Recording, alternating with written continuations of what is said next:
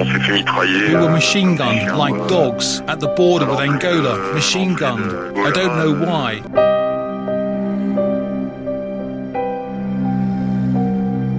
Our bus has been stopped and the people have been shooting on our bus for 30 minutes.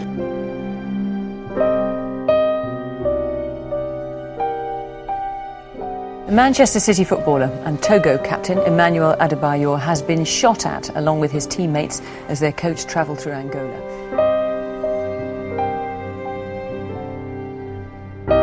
When he was shot, I was the first person to whom he said, "I've been shot." Assistant coach Balo Amaletti and media officer Stan Oklu died in hospital.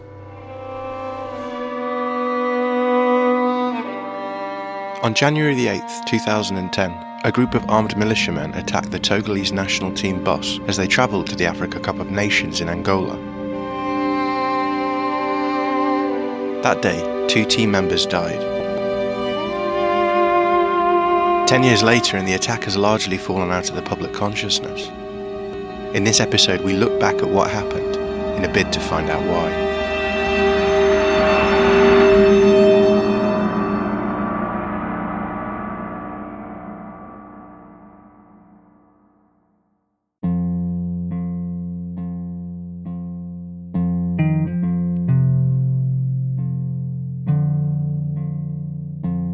I was at the airport in Cabinda waiting for Ivory Coast's national team to arrive. Matthew Kenyon covers sport for the BBC World Service. They were in the same group as Togo, and rumours started flying there. There were lots of people there. Didier Drogba was at the height of his powers, and thousands of people had turned out at the airport.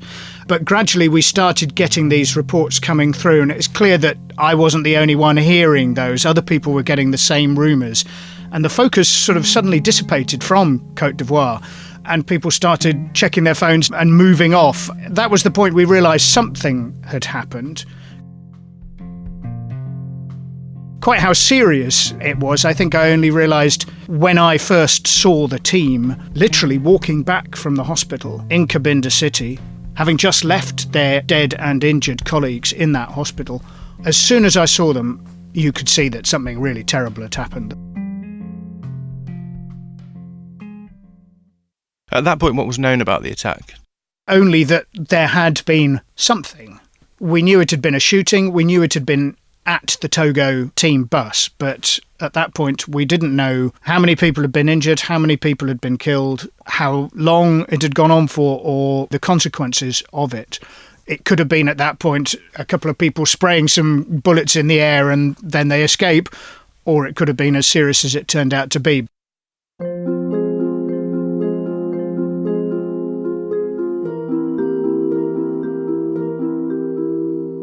Let's take a step back, because I think in order to understand what happened on that fateful day, we need to know a little bit about the context of what was happening at the time. It's January 2010, and the Africa Cup of Nations is about to kick off. The host nation is Angola, and 4 stadia have been prepared for the competition, 1 in Luanda, 1 in Benguela, 1 in Lubango, and 1 in Cabinda. The Togo national team are preparing for their first match on the 11th of January against Ghana, which will be held in Cabinda. I think the geography of Angola is quite important for this story, so could you tell us a little bit about Cabinda province? The first thing to say about Cabinda province is that it is not attached to the rest of Angola, and that's central to the story for a number of reasons. Firstly, because it historically wasn't part of Angola. It was only in the late 50s that the soon-to-depart colonial power, Portugal, decided for administrative reasons to include Cabinda within Angola, and there's a bit of the Democratic Republic of Congo that separates the two. So it's an exclave and an enclave. It can be both. It's not attached to the rest of the country. That is important because there was a question of how Togo would travel to the tournament. They decided to prepare for the event, knowing they were in Cabinda, in the Republic of Congo, often called Congo-Brazzaville, which is to the north of Cabinda, and they were in Pointe-Noire, and it was extremely easy for them in terms of distance to take a bus journey across the border and down to Cabinda, whereas if they'd flown to Luanda, they then would have had to have got on another plane and flown back north into Cabinda city. So that was one explanation as to why they were travelling in a bus as they did. Cabinda's separateness from Angola, historically, is also central to the story because there are large numbers of people in Cabinda who don't feel it should be part of Angola.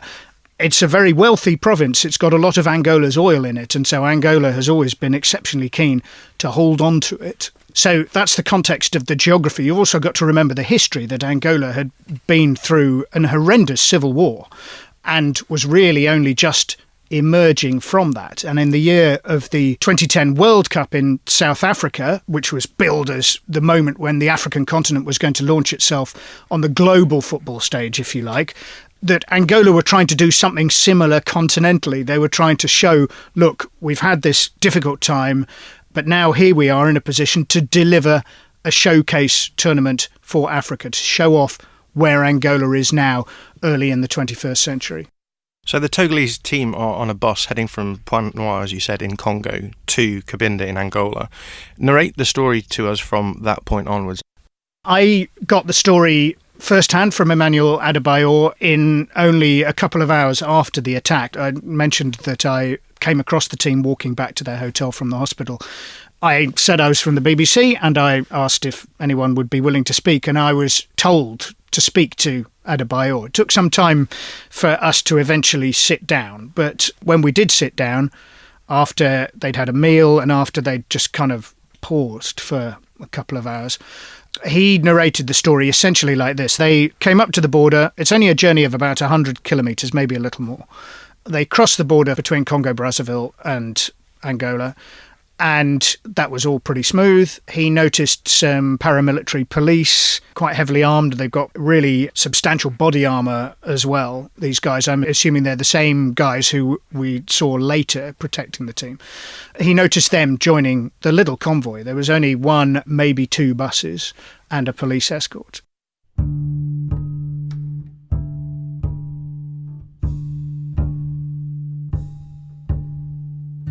Il y avait 11 encadreurs et puis 23 joueurs. There were 11 staff and 23 players in 2 buses. There were 34 of us in total, plus a police escort. When we left Pointe-Noire and we set foot in the kingdom of Cabinda, it smelled like war. Time varies. Was it 5 minutes? Was it 15 minutes after they drove into Cabinda province, into Angola, that the attack broke out? You have to go through very dense forest, and the road goes inland because it's got to get round some swampy areas on the coast. So as they were going into the forest, that's where the attack happened. The bus driver was shot very early on in the attack, and so they couldn't escape. They didn't have a driver. And the 2 Togolese who died also, from my understanding of the way the story has been told, were actually shot quite early in the attack. At that point, everyone who wasn't injured or had been killed got into whatever cover they could keep, and there was then a firefight between the Angolan security forces and the people who were doing the attacking. And at this point, they had no idea who it was who was attacking them. Was it an armed robbery? Was it a terrorist incident? They didn't know, but they knew that the bullets were flying. They all say that this lasted half an hour at least. Some people I've read have said up to 45 minutes. But the attack carried on for that length of time. Gunfire, maybe not constant gunfire, but it's still not clear to me how many people were doing the attacking. Those who were able to kept in shelter and waited for the Angolan security forces to try and fight off this assault. Our bus has been stopped and the people have been shooting on our bus for 30 minutes. I'm not talking about 5 minutes. If you can imagine the silence on the bus, it's unbelievable. It's, to be honest, one of the worst experiences I will ever have in my life. At this point, I think there's differing accounts about how the standoff comes to an end. Yeah, Adebayor immediately in the hours afterwards said that a fleet of 4x4s, obviously called up by the police who were with them, raced up and they bundled into the 4x4s and drove off. And it was my understanding from what he said that there were still shots being fired at that stage. He was speaking in the hours immediately afterwards. The people I've spoken to subsequently or heard speaking, some of them said that actually at that point it had stopped and then the 4x4s turned up and took them away. So yes, it's not totally clear how it came to an end, whether the attackers fled or whether they were fought off, neutralised, whatever. What was the immediate aftermath of this shooting? Well, when they all bundled into the cars. They had their 2 colleagues who ultimately died, the bus driver, and several other people who were quite badly wounded. So they raced as quickly as they could to Cabinda city, which is where they were supposed to be going anyway, to the hospital, which was very close to where they were staying. And Adebayor described in quite graphic detail, really, helping to carry his injured teammates and those who died into the hospital. It wasn't like they just dropped them off and went on their way. They, the squad, had to help carry them in. I am one of those people who have to carry the injured players or injured staff into the hospital, and those are the times that you realize what is happening really, I think that's the worst moment of this day. Listening back to what he said, it's 10 years ago now, that was the moment at which he and others began to realise just the enormity of what had happened to them. The fact that they knew that at least one of their colleagues had died, another one subsequently died, and that some had been severely injured. And there were quite a few people with bandages and grazes and whatever as well. So everyone had been badly affected by it. So that was the moment at which it kind of sunk in. And then they walked back to the hotel. That's where I bumped into them. No security with them that I could see. There were a couple of officials who I think had probably been travelling with them, but no security at all. And we were all just able to walk into the hotel. I had a tournament accreditation on and they let me in, no problem at all. I was walking with them round to where their base was. Everyone was staying in the same place. So Ivory Coast and Ghana and so on. They bumped into Kolo Touré and a couple of other Ivorians who'd come to find out what was going on because the rumours were flying. And so they told him, and so that's how the story started spreading as well. It was extraordinary, really, for me to watch that interaction, to hear them describing what had happened, and then to sit down with Adebayor shortly afterwards. And it was clear that he was really angry about what had happened and the consequences for his teammates. And the death toll, you said, is 2 in the end? 2 from the Togolese party, yes. There were multiple reports that the bus driver also died, and that has been reported over the years, but all the official Angolan documents say 2 people were killed, and we know that 2 Togolese were killed, the media officer and an assistant coach. The bus driver is not mentioned in any of the official Angolan documents, so I'm sorry to say it's not clear.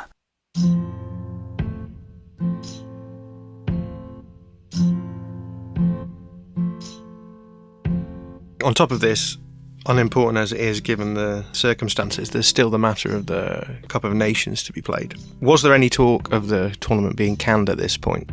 It's a bit hard for me to say directly because I was a long way from where everybody else was. To start with, no flights were allowed into Cabinda. They tried to lock the whole place down so no one else could get in.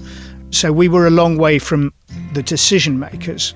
The thing that we got very quickly distracted by was not so much what would happen to the tournament. I don't think there was a question of cancelling the whole tournament, but the question was, would Togo stay in the tournament? 24 hours after the shooting, there was certainly no more access to the team. That hotel which I'd blithely walked into the day before was an absolute lockdown. We were getting rumours, text messages with various people within the camp, and it appeared to me that there was a bit of a split within the Togolese camp with whether they wanted to stay or not. And in the end, the Togolese government said, you can't possibly stay, you're going home. So that resolved that one. If I look back now and listening back to what was done at the time, it was top global story. For 3 or 4 days, it was up there. There wasn't anything else this big. So it made a big impact. Was it ever found out who was responsible for the attack? In terms of the individuals, as far as we know, no one who actually took part in the attack has ever been convicted.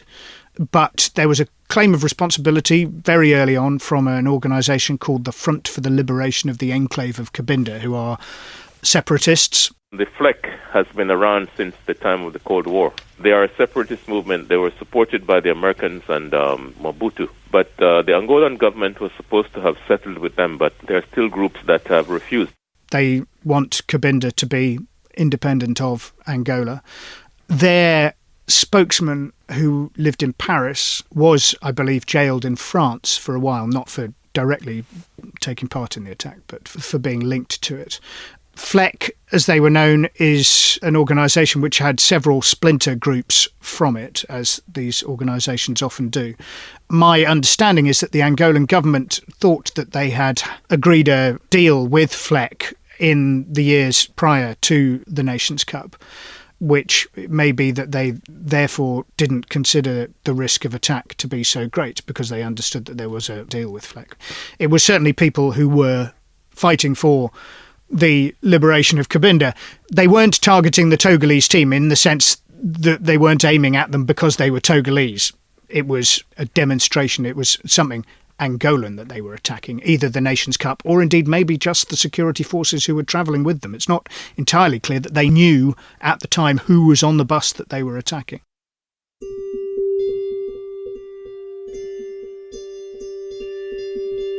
Last week saw the 10th anniversary of the attack on the Togolese bus. Even now, the effects of that attack spread like a tendril through history, wrapping themselves around the lives of many of the people involved.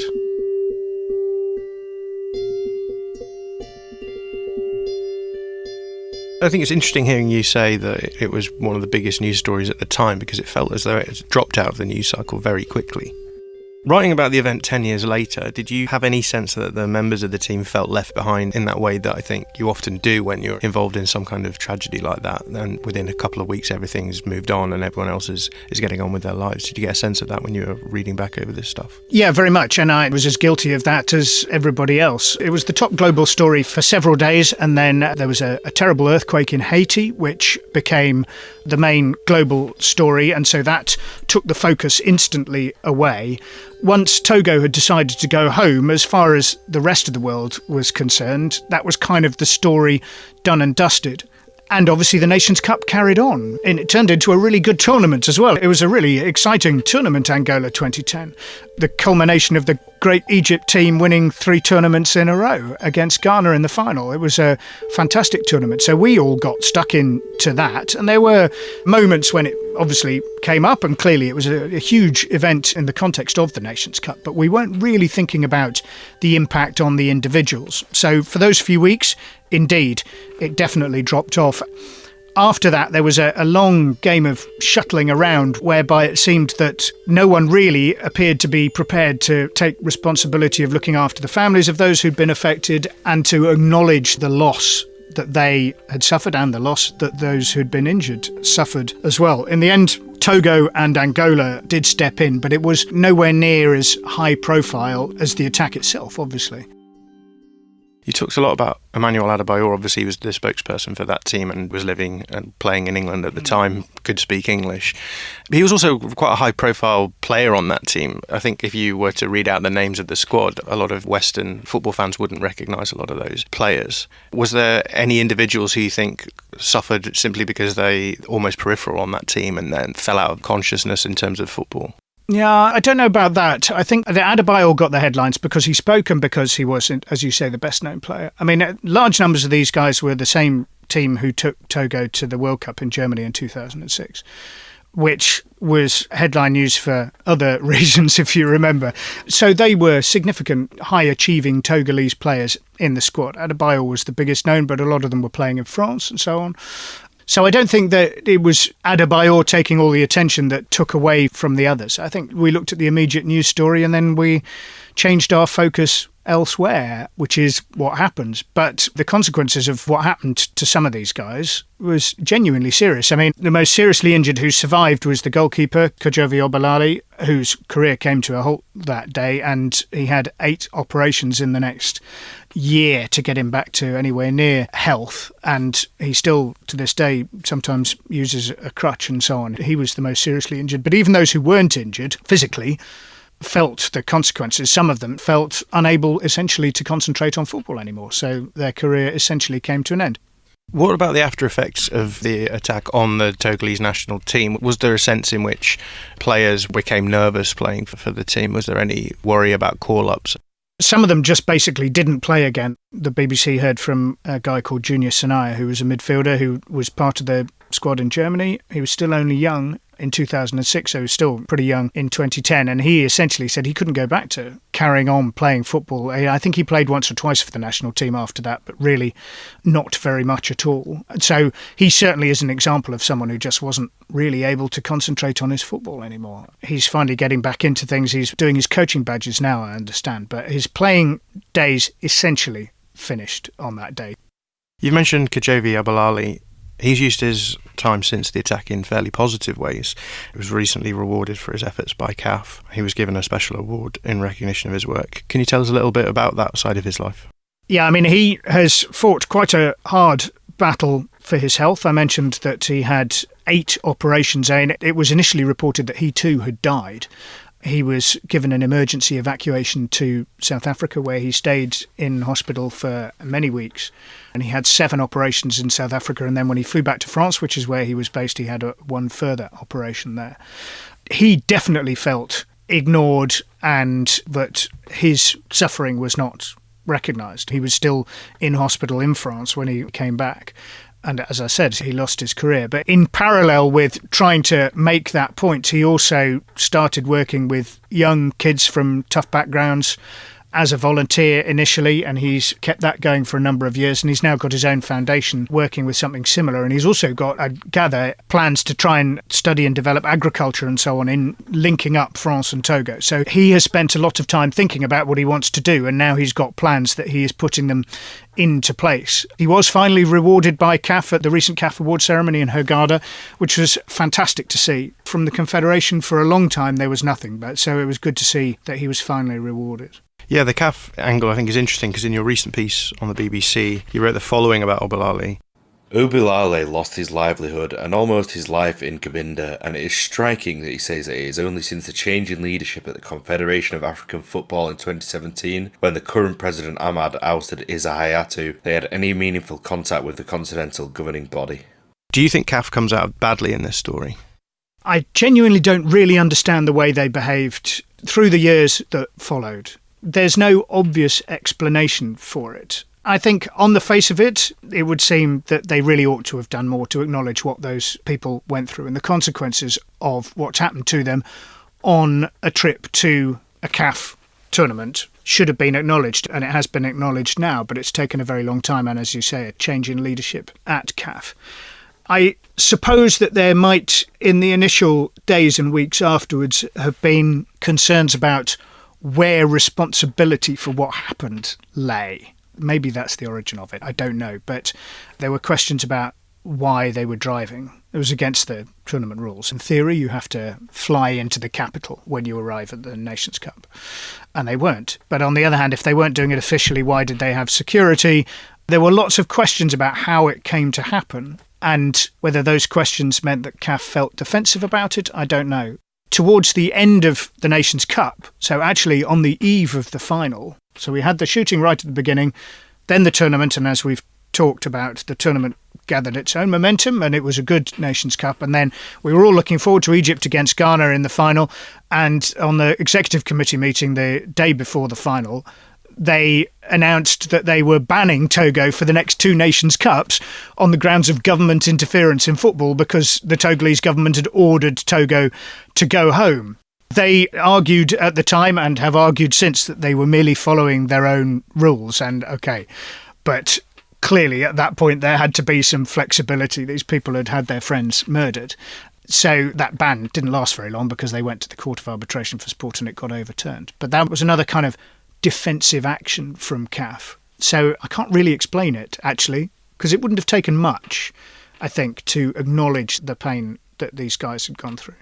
Have they done much to prevent that sort of thing happening again in future tournaments? I don't know if they've done anything specific because obviously each national setup is different. I mean, where did we go in 2012? Equatorial Guinea and Gabon.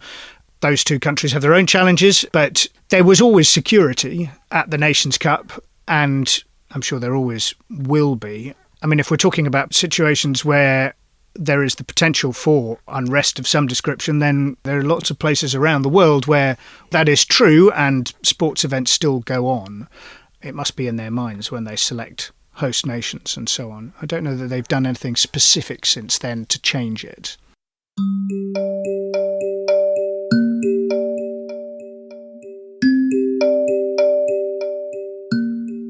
What about Angola? What does Angola look like 10 years down the line? Well, I'm not an expert on Angola. I've been a couple of times, once for the draw and once for the Nations Cup, but I haven't been back since. I'd be very interested to go and see what the stadiums look like now. I mean, the one in Cabinda was a nice stadium. It was one of these buy-off-plan Chinese stadiums, I'm sure, but it was a nice stadium. I wonder how much football there is being played there. Quite recently, there's been a significant change in the government of Angola, which has been in the news for all sorts of reasons in the last weeks. It was a huge blow to them because at the time they were just coming out of a period when, as soon as you mentioned Angola in the late 20th century and early 21st century, it was all about civil war, violence and so on. They thought they'd come out of that, and then all of a sudden there's this horrific reminder that actually perhaps they haven't come quite as far as they would have hoped to. So it was a big blow to them.